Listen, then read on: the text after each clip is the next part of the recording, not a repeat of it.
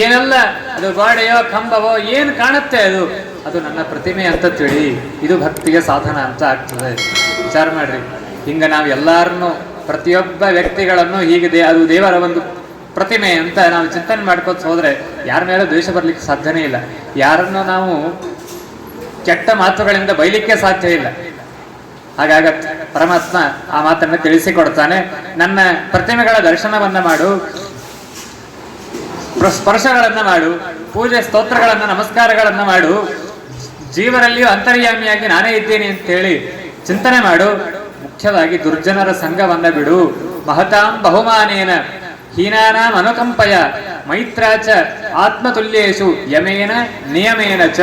ಹಿರಿಯರಲ್ಲಿ ಗೌರವದ ಭಾವನೆ ಇರಲಿ, ಕಿರಿಯರಲ್ಲಿ ಕರುಣೆ ಇರಲಿ, ಸಮಾನ ವಯಸ್ಕರಲ್ಲಿ ಮೈತ್ರಿ ಇರಲಿ ಅಂತ ಇವತ್ತಿನ ಪ್ರಸಕ್ತ ಸಮಾಜಕ್ಕೆ, ಪ್ರಸಕ್ತ ಜಗತ್ತಿನ ನಮ್ಮೆಲ್ಲರ ಮನಸ್ಥಿತಿಗೆ ಬೇಕಾಗುವಂತಹ ದೊಡ್ಡದಾದ ಔಷಧ ಇದು. ಹಿರಿಯರಲ್ಲಿ ಗೌರವದ ಭಾವನೆ ಇರಲಿ. ಏನೋ ಒಂದೆರಡು ಮಾತು ಬರ್ತದೆ ಹೋಗ್ತದೆ. ನಮ್ಗಿಂತ ಹಿರಿಯರು ಯಾರು ಭಾರಿ ಶೂದ್ರ ಇರಬೇಕು, ಅವ್ರು ಯಾವುದೂ ತಪ್ಪುಗಳನ್ನೇ ಮಾಡಬಾರ್ದು ಅಂತೇನಿಲ್ಲ. ನಾವೆಲ್ಲ ಪುರಾಣದಲ್ಲಿ ಅನೇಕ ಕಥೆಗಳನ್ನ ಕೇಳ್ತೀವಿ. ಇಂದ್ರದೇವರು ತಪ್ಪು ಮಾಡಿದರು, ರುದ್ರದೇವರಿಂದ ತಪ್ಪು ನಡೆಯಿತು. ಇಂತಹ ದೊಡ್ಡ ದೊಡ್ಡ ದೇವತೆಗಳಲ್ಲಿಯೇ ಅನೇಕ ದೋಷಗಳಿವೆ.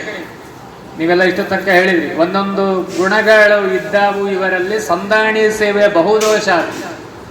ಅಂತಹ ದೇವತೆಗಳಲ್ಲಿಯೇ ಅನೇಕ ದೋಷಗಳಿದ್ದಾಗ ಹುಲು ಮಾನವರು, ಅವರು ನನಗಿಂತ ವಯಸ್ಸಿನಲ್ಲಿ ಸ್ವಲ್ಪ ಹಿರಿಯರಿರಬಹುದು, ಒಂದು 4 ನನಗಿಂತ ಹೆಚ್ಚು ದಿನಗಳನ್ನ ವಸಂತಗಳನ್ನ ಕಂಡಿರಬಹುದು.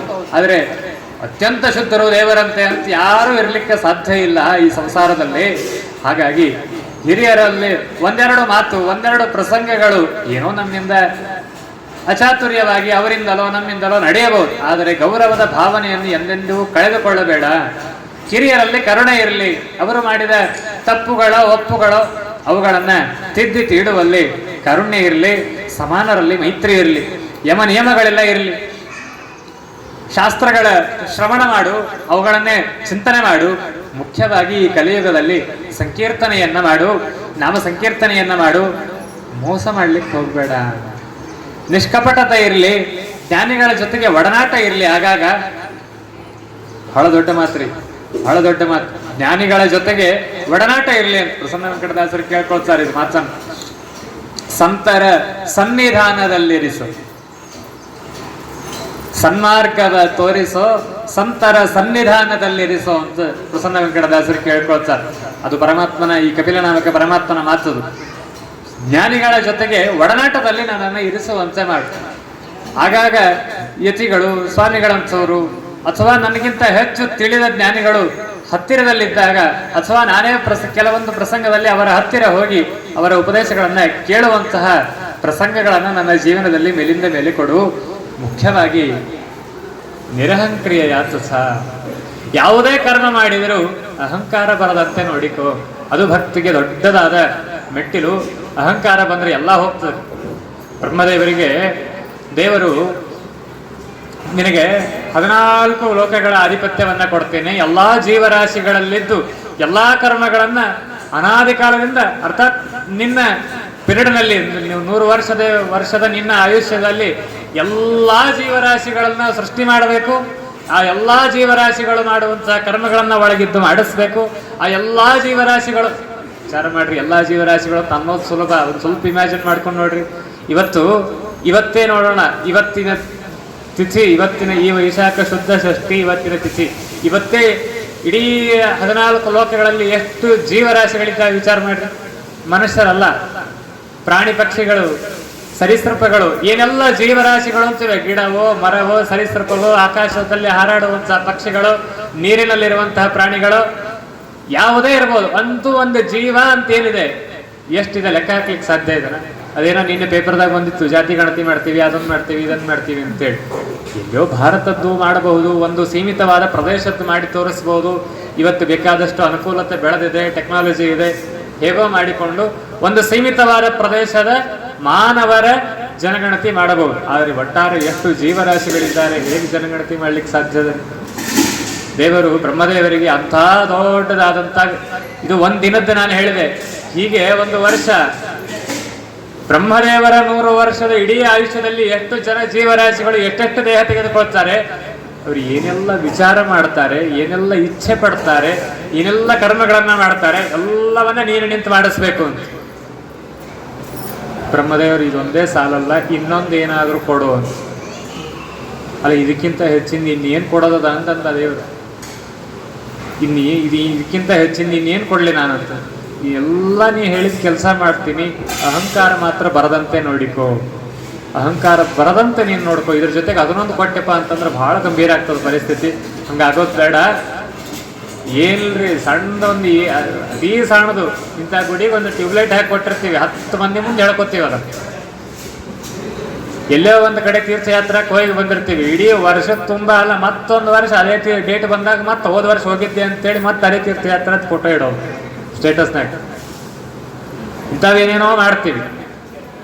ಯಾವಾಗಲೂ ಸತ್ಕರ್ಮಗಳನ್ನು ಹೆಚ್ಚು ಹೇಳ್ಕೊಂಡ್ರೆ ಸತ್ಕರ್ಮಗಳು ಹೋಗ್ತಾವೆ, ನೀರಿನಲ್ಲಿ ಹರಿದು ಹೋಗ್ತಾವೆ. ತೀರ್ಥಯಾತ್ರಾ ಪರ್ವದ ಅಂತ ಮಹಾಭಾರತದಲ್ಲಿದೆ, ಅವಾಗ ಬರ್ತದೆ.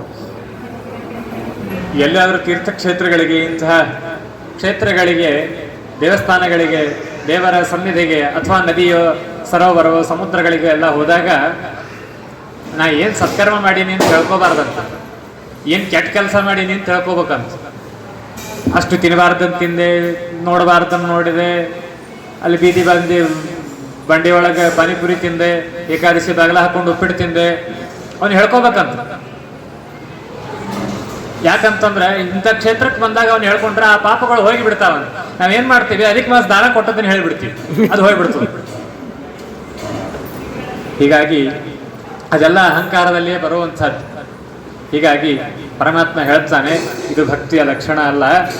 ಸತ್ಕರ್ಮಗಳನ್ನು ಹೇಳಿಕೊಳ್ಳಬೇಡ, ಅದು ಅಹಂಕಾರ ಆಗ್ತದೆ. ದುಷ್ಕರ್ಮಗಳನ್ನು ಮಾಡಿದ್ರೆ ಅದನ್ನು ಹೇಳಿಕೋ, ಆ ಪಾಪಗಳನ್ನು ಕಳೆದುಕೋ ಅಂತ ಹೇಳಿ ಪರಮಾತ್ಮ ತಿಳಿಸಿಕೊಡ್ತಾನೆ.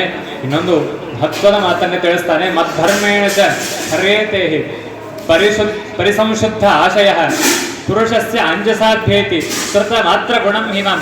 ಊರ್ಧ್ವ ಪುಂಡ್ರಗಳ ಧಾರಣೆಯನ್ನ ಮಾಡು, ಏಕಾದಶಿಯಾದಿ ಉಪವಾಸಗಳನ್ನ, ಧರ್ಮಗಳ ಆಚರಣೆಯನ್ನ ಮಾಡು, ಶುದ್ಧ ಸ್ನಾನಾದಿಗಳನ್ನ ಮಾಡಿ ಸದಾಚಾರದಲ್ಲಿ ಇರುವಂಥವನಾಗು ಅಂತ ಭಗವಂತ ಹೇಳ್ತಾನೆ. ಅನೇಕ ಜನ ಈ ಮಾತಿಗೆ ಆಕ್ಷೇಪವನ್ನ ಮಾಡ್ತಾರೆ. ಮನಸ್ಸು ಶುದ್ಧವಾಗಿದ್ರೆ ಸಾಕಲ್ಲ, ಜ್ಞಾನ ಇದ್ದರೆ ಸಾಕಲ್ಲ, ಯಾಕೆ ಈ ಎಲ್ಲ ಆಚರಣೆಗಳು ಬೇಕು?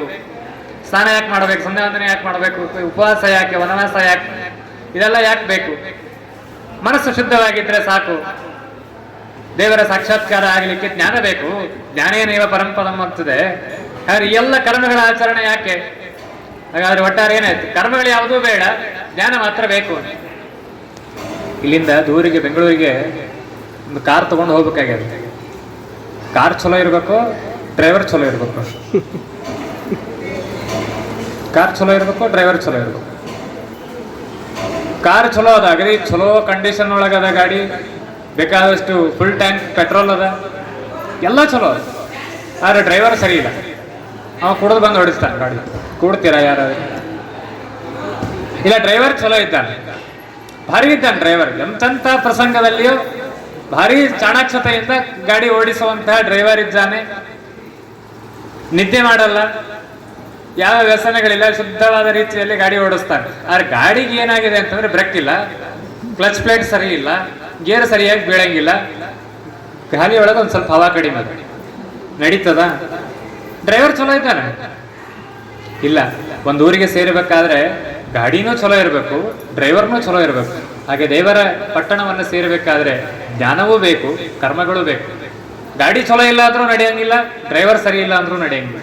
ಎರಡೂ ಹೇಗೆ ಅವಶ್ಯಕವೋ ಹಾಗೆ ದೇವರ ಪಟ್ಟಣವನ್ನು ಸೇರಲಿಕ್ಕೆ ಕರ್ಮಗಳೂ ಬೇಕು, ಜ್ಞಾನವೂ ಬೇಕು. ಆ ಮಾತನ್ನ ಪರಮಾತ್ಮ ತಿಳಿಸ್ತಾನೆ. ಶುದ್ಧವಾದ ಜ್ಞಾನ ಇರಲಿ, ಆ ಜ್ಞಾನಕ್ಕೆ ಸಹಕಾರಿಯಾಗುವಂತಹ ಅನೇಕ ಕರ್ಮಗಳ ಆಚರಣೆ ಇದು ಇರುವಂತಹದ್ದಾಗಲಿ ಎಂಬುದಾಗಿ, ಹೀಗೆ ಭಕ್ತಿಯನ್ನ ಬೆಳೆಸಿಕೊಳ್ಳುವುದಕ್ಕಾಗಿ ಈ ಎಲ್ಲ ಮಾರ್ಗಗಳನ್ನ ಮಾಡಬೇಕು. ಆ ಮೂಲಕವಾಗಿ ಭಕ್ತಿಯಿಂದ ನನ್ನನ್ನ ಹೊಂದಲಿಕ್ಕೆ ಸಾಧ್ಯ ಇದೆ. ಇಲ್ಲಾಂದ್ರೆ ಮತ್ತಿದೆ ಹಣೆ ಬಾರ. ಪುನರಪಿ ಜನನಂ ಪುನರಪಿ ಮರಣಂ ಪುನರಪಿ ಜನನಿ ಜಠರೇ ಶಯನಂ. ಮತ್ತೆ ಹುಟ್ಟೋದು, ಮತ್ತೆ LKG UKG first standard, second standard, SSLC PUC, ಮತ್ತೆ ನೌಕರಿ ಮಾಡು, ಮತ್ತೆ ಮನೆ ಮಠ ಮಡದಿ ಮೂರು ಮಾಲು, ಮತ್ತೆ ಸಾಯಿ, ಮತ್ತೆ ಹುಟ್ಟು, ಮತ್ತೆ LKG UKG, ಮತ್ತೆ ಫಸ್ಟ್ ಸ್ಟ್ಯಾಂಡರ್ಡು, ಸೆಕೆಂಡ್ ಸ್ಟ್ಯಾಂಡರ್ಡ್. ಹಿಂಗೆ ತಿರುಗ್ತಾ ಇದ್ರೆ ಮುಂದೆ ಏನು ಗತಿ?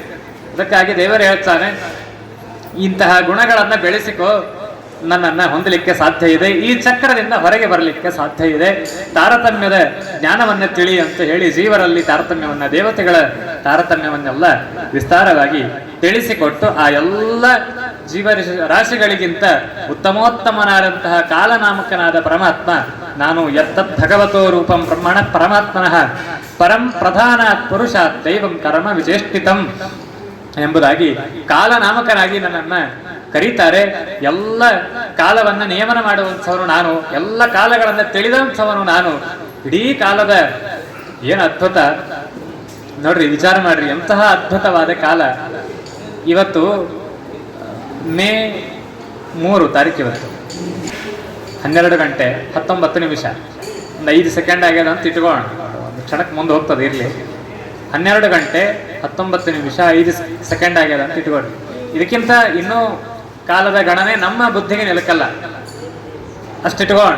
12 ಗಂಟೆ 19 ನಿಮಿಷ 5 ಸೆಕೆಂಡ್ ಯಾವಾಗ ಹುಟ್ಟಿತ್ತು ಹೇಳ್ರಿ? ಇದು ಈಗಲೇ ಹುಟ್ಟಿತ್ತು. 12 ಗಂಟೆ 19 ನಿಮಿಷ 4 ಸೆಕೆಂಡ್ ಆದಾಗ 5 ಸೆಕೆಂಡ್ ಅಂತ ಅನ್ನುವಂತಹ ಕಾಲ ಹುಟ್ಟಿದ್ದಿಲ್ಲ. ಹಾಗಾದ್ರೆ 4 ಸೆಕೆಂಡ್ ಅನ್ನೋದು ಪೂರ್ಣ ಮುಗದ ಮೇಲೆ 5 ಸೆಕೆಂಡ್ ಅಂತ ಅನ್ನೋದು ಹುಟ್ಟಿತ್ತು. ಎಷ್ಟೋ ತನಕ ಇದೆ? 6ನೇ ಸೆಕೆಂಡ್ ಬರೋಕ್ಕಿಂತ ಒಳಗೆ ಇದು ಸತ್ತು ಹೋಗಿ. ಎಷ್ಟು ಸೂಕ್ಷ್ಮವಾದ ಕಾಲ ನೋಡಿ.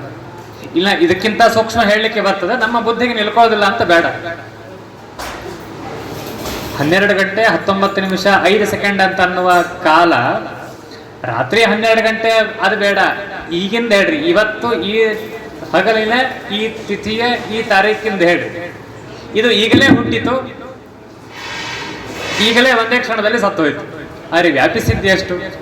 ಈ 12 ಗಂಟೆ 19 ನಿಮಿಷ 5 ಸೆಕೆಂಡ್ ಅಂತ ಅನ್ನುವ ಸಂಬಂಧ ನನಗಿದೆ, ಇಲ್ಲಿ ಕೂತ ನಿಮಗಿದೆ, ಇನ್ನು ಬೇರೆ ಊರಿನವರಿಗೂ ಇದೆ, ಅವರಿಗೂ ಇದೆ ಟೈಮಲ್ಲಿ. ಪ್ರಾಣಿ ಪಕ್ಷಿಗಳಿಗೂ ಇದೆ, ಗಿಡ ಮರಗಳಿಗೂ ಇದೆ, ಕೋತಿಗಳಿಗಿದೆ, ದೇವತೆಗಳಿಗೂ ಇದೆ. ದೇವತೆಗಳಿಗೂ ಅವರು ಆ ಸಮಯವನ್ನು ಬೇರೆ ಕರಿಬಹುದು, ಅಂತೂ ಈ ಸಮಯದ ಸಂಬಂಧ ಅವರಿಗೂ ಇದೆ. ಬ್ರಹ್ಮದೇವರಿಗೂ ಈ ಸಮಯದ ಸಂಬಂಧ ಇದೆ. ವಿಚಾರ ಮಾಡ್ರಿ, ಈ 12 ಗಂಟೆ 19 ನಿಮಿಷ 5 ಸೆಕೆಂಡ್ ಅಂತ ಅನ್ನುವ ಕಾಲ ಈಗಲೇ ಹುಟ್ಟಿತು, ಇಡೀ ಜಗತ್ತನ್ನ ವ್ಯಾಪಿಸಿತು, ಸತ್ತೋಗ್ಬಿಡ್ತು. ಇದು ಕಾಲ, ಇದು ಕಾಲದ ವಿಚಿತ್ರ. ಅದು ಹೆಂಗ ಹುಟ್ಟಿತು, ಹೆಂಗ ಬೆಳೀತು, ಹೆಂಗ ಹೋಯ್ತು ಗೊತ್ತಾಗೋದು. ಅಷ್ಟರೊಳಗೆ ಕಾಲ ಹಾಗೆ ಹೋಗ್ಬಿಟ್ಟು ಇನ್ನೊಮ್ಮೆ ನಾಳೆ ಮತ್ತೆ ಇದು ಸಮಯ ಬರಲ್ಲ, ಇಂತಹ ಸಮಯ ಬರ್ತು. ಹಾಗಾಗಿ ದೇವರಿಗೆ ಇದನ್ನ ತಿಳಿಯೋದು ಯಾಕೆ ಅಂದ್ರೆ ಅದನ್ನ ಮೀರಿ, ಇದನ್ನ ಈ ಕಾಲವನ್ನ ಮೀರಿ ನಿಂತವ ದೇವರು ಅನ್ನೋದಕ್ಕಾಗಿ ಆ ಪರಮಾತ್ಮನನ್ನ ಕಾಲ ಕಾಲ ಎಂಬುದಾಗಿ ಕರೆಯುವಂತಹದ್ದು. ಇನ್ನು ಅನೇಕ ಅರ್ಥಗಳನ್ನ ಅಲ್ಲಿಂದ ಪರಮಾತ್ಮನನ್ನ ಕಾಲ ಎಂಬುದಾಗಿ ತಿಳಿಸಿಕೊಡ್ತಾರೆ. ಹೀಗೆ ಉತ್ತಮೋತ್ತಮನಾದಂಥವನು ನಾನು, ನನಗೆ ಯಾವ ದುಃಖಗಳಿಲ್ಲ, ಯಾವ ಸಂಸಾರಿಕವಾದ ಕ್ಲೇಶಗಳು ನನಗಿಲ್ಲ, ಯಾವ ಕಷ್ಟ ನಷ್ಟ ತೊಂದರೆ ಏನೇನೇನೇನೇನೇನೇ ಇಲ್ಲ. ಹುಟ್ಟಿ ಬರ್ತೇನೆ, ಗರ್ಭವಾಸ ಅವರು ಇರಬೇಕಲ್ಲ ಅಂತಂದ್ರೆ ಆ ಗರ್ಭವಾಸದ ದುಃಖವೂ ನನಗಿಲ್ಲ. ಅದೆಲ್ಲವೂ ಕೂಡ ಅಜ್ಞಾನಿಗಳಿಗೆ, ಸಂಸಾರಿಗಳಿಗೆ ಸೀಮಿತವಾದದ್ದು, ನನಗೆ ಅದೆಲ್ಲ ಇಲ್ಲ ಎಂಬುದಾಗಿ ತಿಳಿಸಿದಾಗ ಪರಮಾತ್ಮ ಆ ಅಜ್ಞಾನಿಗಳ ಸಂಸಾರದ ದುಃಖ ಅದನ್ನೆಲ್ಲ ವಿಸ್ತಾರವಾಗಿ ತಿಳಿಸಿಕೊಡ್ತಾನೆ. ಜೀವ ಮತ್ತೆ ಮತ್ತೆ ಸಂಸಾರದಲ್ಲಿ ಬೀಳ್ತಾನೆ, ದುಃಖವನ್ನ ಅನುಭವಿಸ್ತಾನೆ, ಏನೇನೋ ಮಾಡ್ತಾನೆ. ಯಮರ್ಥಂ ಉಪಾದತ್ತೆ ದುಃಖೇನ ಸಹ ಹೇತವೇ, ಅನೇಕ ಯೋನಿಗಳಲ್ಲಿ ಜನ್ಮವನ್ನ ಪಡಿತಾನೆ, ಸುಖವನ್ನ ಪಡಿಬೇಕು ಅಂತ ಆಸೆ ಪಡ್ತಾನೆ, ಏನೇನೋ ಅದಕ್ಕಾಗಿ ಪ್ರಯತ್ನ ಮಾಡ್ತಾನೆ, ಸುಖವನ್ನೇನೋ ಪಡಿತಾನೆ. ಆದ್ರೆ ಅದು ಕೇವಲ 5% ಇರ್ತದೆ, 95 ಭಾಗ ದುಃಖವೇ ಕೂಡಿರ್ತದೆ. ಆದರೆ ಅದು 95 ಭಾಗದ ದುಃಖದ ಕಡೆ ಲಕ್ಷ್ಯ ಇರೋದಿಲ್ಲ, 5% ಸುಖ ಆಗುತ್ತದೆ. ಭಾರಿ ಆಯ್ತು ಸುಖ, ಭಾರಿ ಆಯ್ತು ಸುಖ ಅಂತ ಅನುಭವಿಸ್ತಾನೆ. ಇದು ಅಜ್ಞಾನಿಯಾದಂತಹ ಜೀವನ ಹಣೆ ಬರಹ ಎಂಬುದಾಗಿ ತಿಳಿಸಿಕೊಡ್ತಾನೆ ಪರಮಾತ್ಮ. ಭ್ರಾಂತಿಯನ್ನ ಪಡುವಂಥವನಾಗ್ತಾನೆ ಜೀವ. ಹೀಗೆ ಅನೇಕ ಮಾತುಗಳಿಂದ ತಿಳಿಸಿಕೊಡ್ತಾನೆ.